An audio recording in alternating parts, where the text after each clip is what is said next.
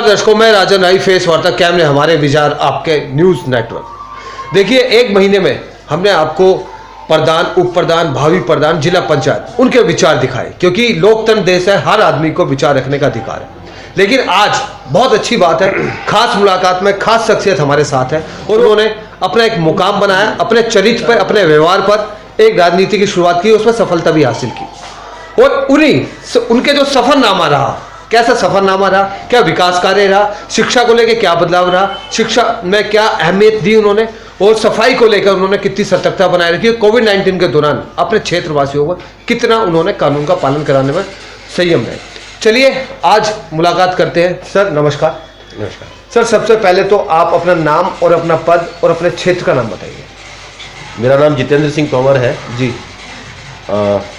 मैं दिल्ली सरकार में कानून मंत्री रहा हूँ, गृह मंत्री रहा हूँ जी, पर्यटन मंत्री रहा हूँ जी, पिछले 6ठी विधानसभा में विधानसभा का सदस्य रहा हूँ जी, और अभी आम आदमी पार्टी के लिए काम करता हूँ जी।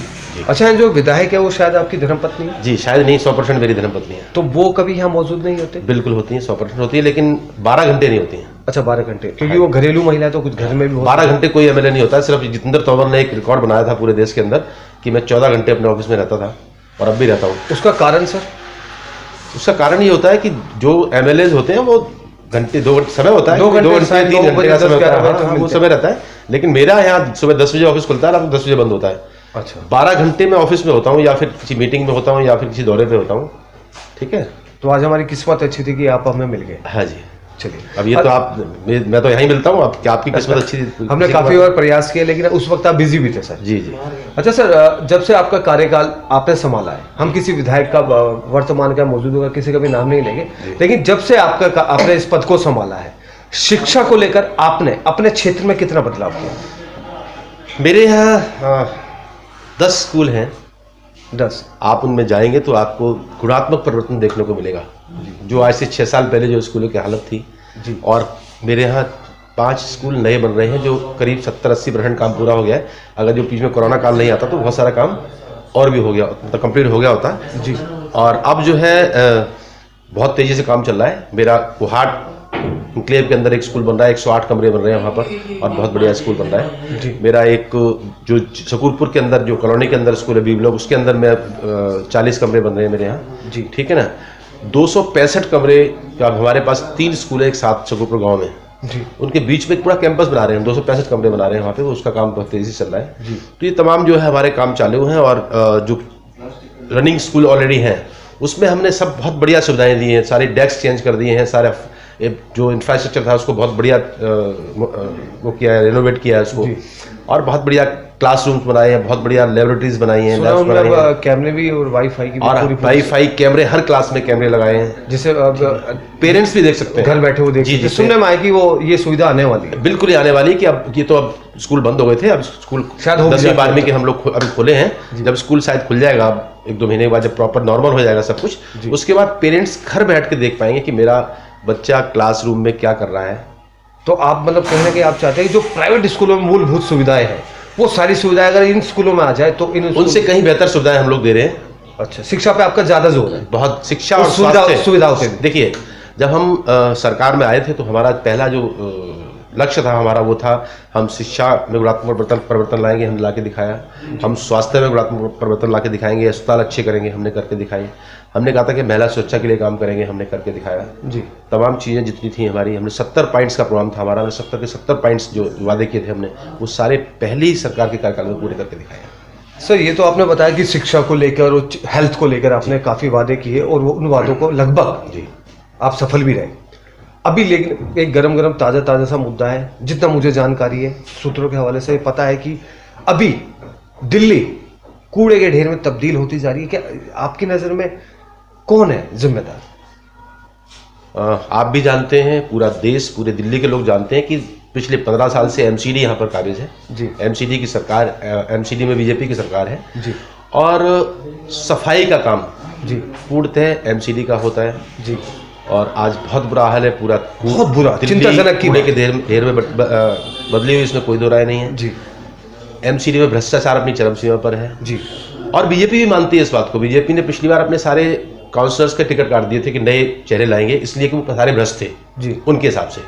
और अब जो आए हैं वही निकले, 4-4, 5-5 महीने तक सैलरी नहीं दे पाते हैं। स्टाफ की, सफाई कर्मचारी जो हमारे साथी हैं, जो हमारे इतनी मेहनत करते हैं, स्वच्छ रखते हैं दिल्ली को, उनकी 3-3, 4-4, 5-5 महीने तक उनकी तनख्वाह नहीं दे पाते हैं, सैलरी नहीं दे पाते हैं। सारा भ्रष्टाचार में पैसा जाता है। पिस तो सर जनता ही रही है, पिस जनता रही है। इसलिए इस बार हम जनता से हम तो जनता से फिर इस बार अपील करना चाहते हैं, एक बार हमको मौका दे के देखें, ठीक है। आम आदमी पार्टी खुद मौका दें एमसीडी के अंदर, हम बहुत बड़े तरीके से चला के दिखाएंगे। मैं बीजेपी के कार्यालय में भी गया, कौन सा ऑफिस था वो, कहाँ पर था कार्यालय? सुधीर यादव जी, संगठन मंत्री है सुधीर यादव जी। जब मेरी उनसे वार्तालाप हुई इस मुद्दे पे, उन्होंने कहा कि आम पार्टी जिम्मेदार है, आम पार्टी से पूछता हूँ वो जिम्मेदार है, लेकिन समस्या का समाधान नहीं मिल रहा। आपने उनको पूछा, और मैं समझता हूँ कि आप बहुत जिम्मेदार पत्रकार हैं, और आपको ये 100% पता होगा कि एमसीडी बीजेपी के पास है। नहीं है तो मैं बता देता हूँ आपको, वैसे पता होगा कि आपको एमसीडी के पास है। और क्योंकि सफाई का काम एमसीडी का है, उसके बाद आप ये मुझे कहें कि वो ये कह रहे थे, तो फिर इसमें मेरे पास तो कोई जवाब होगा नहीं इसका। लेकिन कहीं ना कहीं आप इस बात को भी मानते हैं कि जनता ही बीच में पिसती है हर बार? जनता पिसती है, बिल्कुल जनता बीच में पिसती है। की बात यह है कि जनता तैयार बैठी है, इस बार इंतजार कर रही है। अच्छा। कि जब 2022 में अप्रैल के अंदर चुनाव होंगे तो एमसीडी के, तो जनता इसका जवाब दे देगी।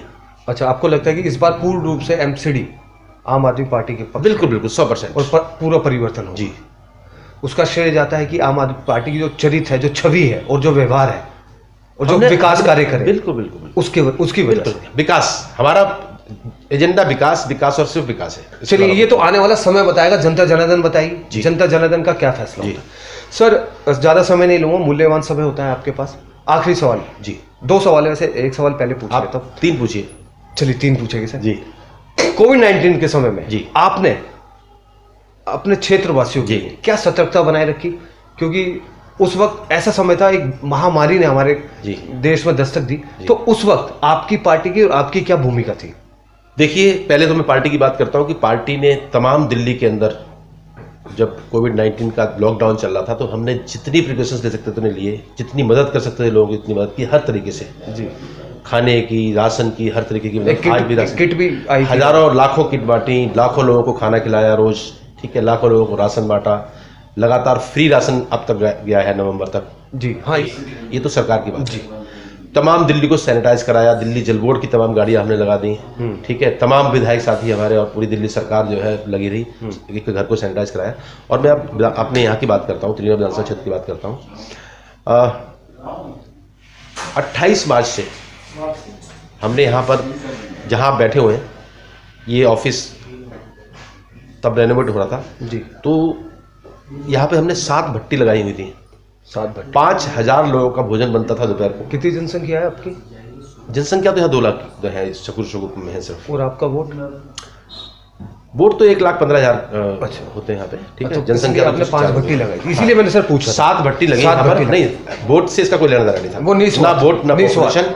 ये था कि मैं करना चाहता था कि लोग, किसी को कोई दिक्कत ना हो, किसी को परेशानी ना हो, इंसानियत के। और अगर आपके मित्र कहते हैं कि जेबलोक में रहते तो उन्होंने देखा होगा कि जेबलोक से बहुत दूर तक लाइन लगती थी वहाँ पर, और उसमें लोग आते थे, और हमने दिन में 5000 लोग और शाम को 6000 लोगों का खाना बनता था। और वही खाना जो हमारे वॉलंटियर्स, 100 वॉलंटियर्स हमारे काम करते थे यहाँ पे, मैं भी यहाँ पे पूरे 12 घंटे रहता था, तो वही इतना बढ़िया खाना बनाते थे कि वही खाना हम लोग खाते थे, वही लोगों को देते थे, परिवार को जी। मैंने 5500 किट्स बनवाई, 5500 परिवारों को राशन की किट दी, निजी मैंने निजी, खाना भी सारा निजी, अच्छा, और राशन की किट भी निजी जी। 20 टन चावल बांटा मैंने यहाँ पे से अलग जी लोगों के अंदर, ठीक है। तमाम परिवारों में लॉकडाउन के समय पे मैंने सबको ओपन SMS किया हुआ था, ट्विटर पे डाला हुआ था, फेसबुक पे डाला हुआ था। किसी को कोई दिक्कत हो, किसी को दवाई की आवश्यकता हो, तो सब मुझे आप डिस्क्रिप्शन भेज दें, मैं दवाई आपके घर भेजवाऊंगा। मैंने ऐसे सैकड़ों परिवार हैं। मतलब आपको, आपकी नज़र में ये अहमियत नहीं थी कि अगर वो आपके क्षेत्र से बाहर का भी वासी है तो वो भी आ सकता है? ऐसा हुआ नहीं। अच्छा, क्योंकि मैंने क्षेत्र में ही डाला था। अच्छा, बोलूँ कि मैं पूरी दिल्ली की जिम्मेदारी नहीं ले पाता मैं अपनी त्रिनगर विधानसभा क्षेत्र की बात करता हूँ कि मैंने सब लोगों को कहा था, और सैकड़ों परिवार ऐसे थे जिनके जो बाहर नहीं निकल पा रहे थे, तो उनको दवाई खत्म हो गई, किसी शुगर की दवाई चाहिए, किसी को किसी चीज़ की दवाई चाहिए, तो प्रिस्क्रिप्शन, वो डिस्क्रिप्शन जो था उसका प्रिस्क्रिप्शन वो मुझे भेजते थे वो व्हाट्सएप पे, और मैं उनकी दवाई लेके उनके घर पे जाता था। एक दूसरा, एक घर जी 29,000 30,000 यूनिट्स हैं, घर है मेरे यहाँ विधानसभा में। एक एक घर पे मैंने 3 बार सैनिटाइजेशन कराया। मैंने अपनी पर्सनल गाड़ी बनाई हुई थी 2, वो गाड़ियाँ मेरी चलती थी। फिर जब ड्राइव चला दिल्ली जल बोर्ड का, तो दिल्ली जल बोर्ड की भी 2-3 गाड़ियाँ में पहुँचती थी। तो मैंने एक एक घर को कम से कम 3 बार सैनिटाइज करवाया, डोर टू डोर। जी, तो कोविड के टाइम पे तो हमने कोई कमी छोड़ी नहीं अपने क्षेत्र। अब आप क्षेत्र में जाके लोगों से बात करें, बताएं। मैं रुझान लूंगा और उसमें आप ये कहना चाहते हैं पूरी सतर्कता बनाए रखिए। जी जी बिल्कुल। और मैंने बहुत सारे मास्क बांटे, 1 लाख मास्क मंगाए थे मैंने जी। और आप शायद अब 2-3-4-5 हज़ार बचे होंगे। अब भी लगातार हमने कह रखा है कि जिसको चाहिए हो हमारे ऑफिस से आके लेके जाए। इतने मास्क हम लोग बांट चुके हैं। अच्छा सर, दूसरा सवाल, कृषि कानून 2 महीने का स्टे भी मिल चुका है। देखिए ये किसका स्टे मिल चुका है? सुप्रीम कोर्ट से। किसने स्टे दिया? सुप्रीम कोर्ट ने स्टे कहाँ दिया? अभी जो आप देख सकते नहीं, वो तो स्टे सरकारों का है कि इसको लागू मत करना। हाँ, लेकिन किसानों के लिए क्या किया किसी ने? तो मैं ये कहना चाहता था कि देखिए इस मुद्दे पर राजनीति नहीं करेगी, ना कोई ऐसी बात करे। सिर्फ इतना कहना चाहूँगा कि आपकी नज़र में कृषि कानून ठीक है? बिल्कुल गलत है, एकदम काला कानून, इसको वापस लेना चाहिए। तमाम किसान इतनी सर्दी में, इतनी बरसात हुई, ऐसे मौसम में अपना घर छोड़ के यहाँ पे दिल्ली में पड़े हुए हैं। और कोई कितने 100 के आसपास 70-80 किसानों की डेथ हो चुकी है वहाँ पर। उसके बाद भी कोई कान पे जूं नहीं रह गई केंद्र सरकार के। और केंद्र सरकार को काले कानून को वापस लेना चाहिए, और वापस लेने के बाद पुनः इसको किसानों से बात करके और फिर पब्लिक पोर्टल पर डाल के इसको, ठीक है, पब्लिक डोमेन में आना चाहिए वो। उसके बाद लोगों के सुझाव लेके फिर बनाए ना बढ़िया कृषि कानून। कौन मना करता है? आज कांग्रेस ने प्रेस कॉन्फ्रेंस की, अपनी बुकलेट भी जारी की थी, काला कानून बताया जा रहा है। लेकिन ना तो सरकार झुक रही, ना किसान झुक रहे, और कुछ लोग भी इसमें जान तक गई है। किस कारण? मैंने खुद कहा आपको 60-70 किसान हमारे मारे जा चुके हैं। और बड़ी चिंताजनक की बात है, चिंताजनक बात है। लेकिन समस्या का समाधान नहीं। लेकिन ये समझ नहीं आ रहा कि केंद्र सरकार की मजबूरी क्या है। अंबानी और अडानी का इतना एहसान है सरकार के ऊपर, हमारे मोदी जी के ऊपर, क्योंकि उन्होंने पहला चुनाव उनको लड़ाया। कई लोग कहते हैं कि कई हज़ार करोड़ रुपए उन्होंने लगाए, खर्च किए। आज आप देखिए पिछले 5 साल में ऐसा कोई जिला नहीं है जहां पर भारतीय जनता पार्टी का अपना कार्यालय नहीं है, निजी।